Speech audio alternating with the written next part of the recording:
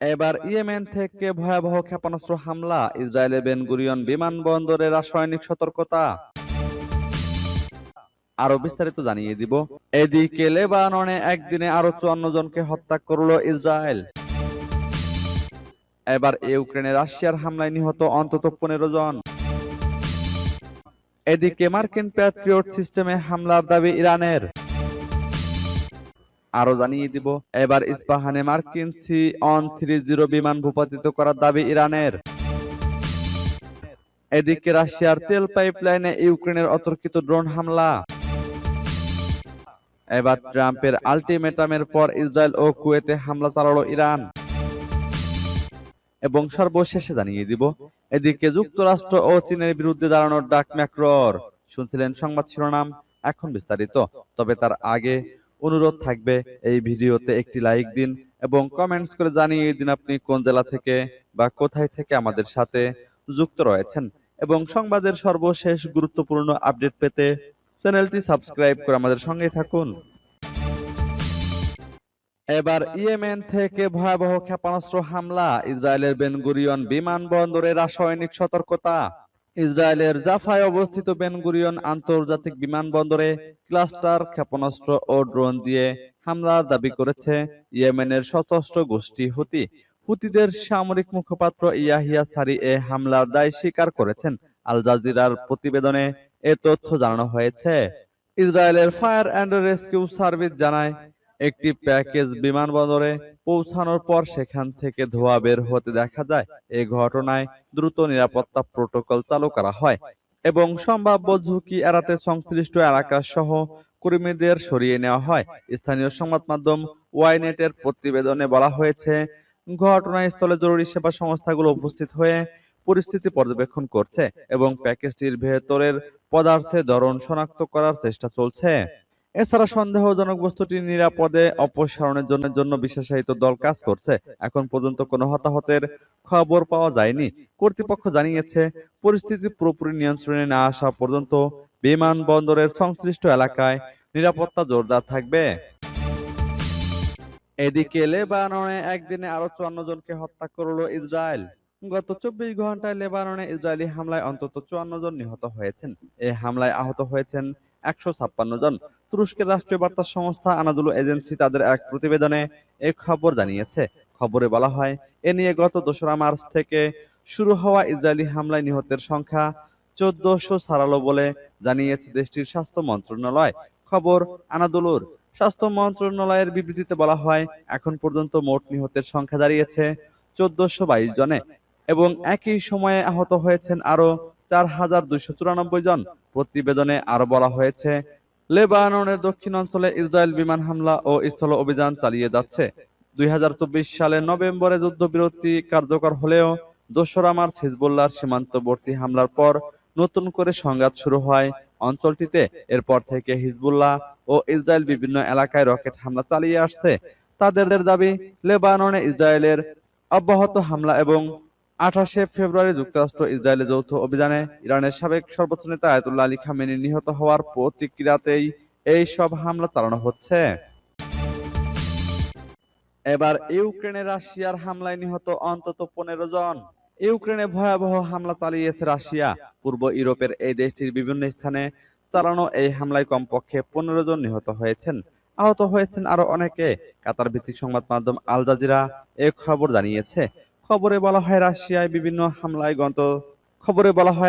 বিভিন্ন হামলায় গত 24 ঘন্টায় ইউক্রেনে অন্তত 15 জন নিহত এবং আরো বহু মানুষ আহত হয়েছেন বলে জানিয়েছেন ইউক্রেনের কর্মকর্তারা। একই সময়ে প্রেসিডেন্ট ভলোদিমির জেলেনস্কি তুরস্কের প্রেসিডেন্ট রিসেপ তাইপ এরদোগানের সঙ্গে ইস্তাম্বুলে বৈঠক করেছেন। ইউক্রেনের খার্কিভ অঞ্চলের গভর্নর ওলেহ সিনেহভোভ জানান, খার্কিভ শহর সহ উত্তর পূর্বাঞ্চলের 11টি শহর ও গ্রামে হামলায় অন্তত 4 জন নিহত এবং 11 জন আহত হয়েছেন। এছাড়া সুমি অঞ্চলে রাতের আধারে রুশ ড্রোন হামলায় অন্তত 11 জন আহত হন। আহতদের মধ্যে একজন শিশু রয়েছে। এদিকে মার্কিন প্যাট্রিয়ট সিস্টেমে হামলার দাবি ইরানের।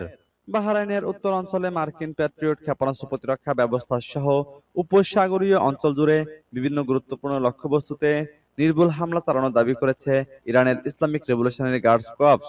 তাদের আর্মড ফোর্স ও নৌবাহিনী প্রতিশোধমূলক অভিযানের 95তম দফায় এই হামলা চালানো হয় বলে জানিয়েছে আইআরজিসি। শনিবার প্রকাশিত এক বিবৃতিতে আইআরজিসির জনসংযোগ বিভাগ বলেছে, শনিবার সকালে একটি ব্যাপক ও বহুমুখী অভিযান শুরু করা হয়েছে। অপারেশন ট্রু প্রমিস 4 এর অংশ হিসেবে পরিচালিত এই প্রতিশোধমূলক হামলায় আইআরজিসির উন্নত ক্ষেপণাস্ত্র যেমন হজ, কাসেম, খাইবার সেকান এবং কদর ব্যবহার করা হয়েছে।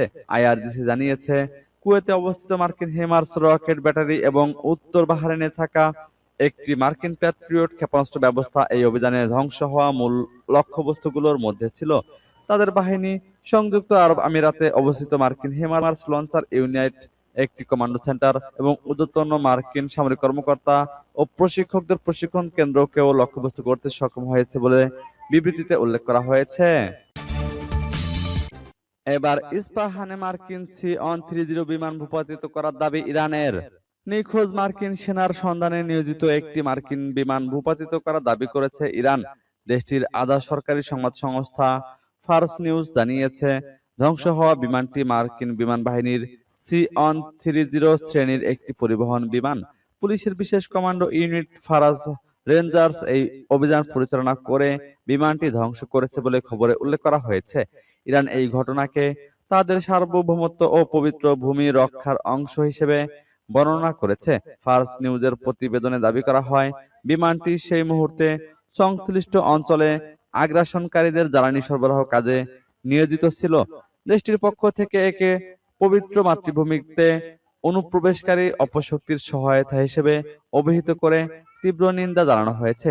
তবে এই স্পর্শকাতর বিষয়টি নিয়ে মার্কিন প্রতিরক্ষা দপ্তর বা পেন্টাগনের পক্ষ থেকে এখন পর্যন্ত কোনো আনুষ্ঠানিক প্রতিক্রিয়া পাওয়া যায়নি। ওই এলাকায় নিখোঁজ মার্কিন সেনার সন্ধানে অভিযানের মাঝেই এই ভূপাতিত করার দাবি নতুন করে উত্তেজনা সৃষ্টি করল। এদিকে রাশিয়ার পাইপলাইনে ইউক্রেনের অতর্কিত ড্রোন হামলা। রাশিয়ার তেল পাইপলাইনে অতর্কিত ড্রোন হামলা চালিয়েছে ইউক্রেনের সেনাবাহিনী। রুশ কর্তৃপক্ষ রোববার এই তথ্য নিশ্চিত করেছেন।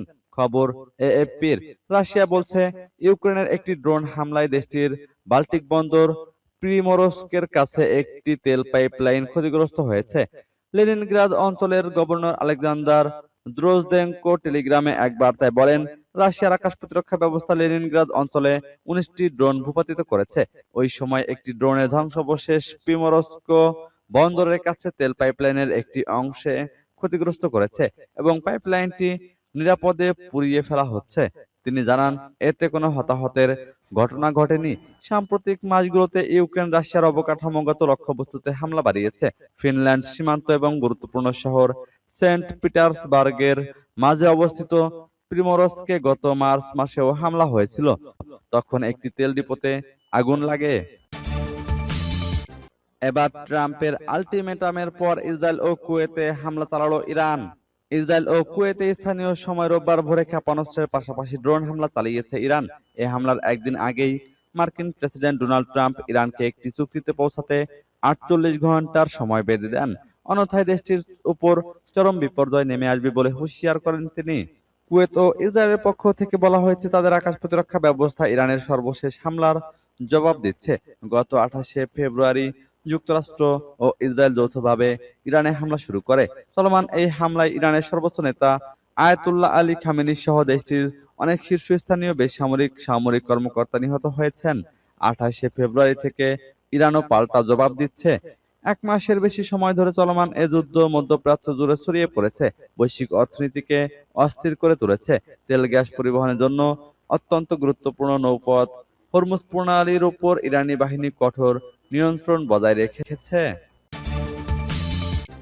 এদিকে যুক্তরাষ্ট্র ও চীনের বিরুদ্ধে দাঁড়ানোর ডাক ম্যাক্রোর।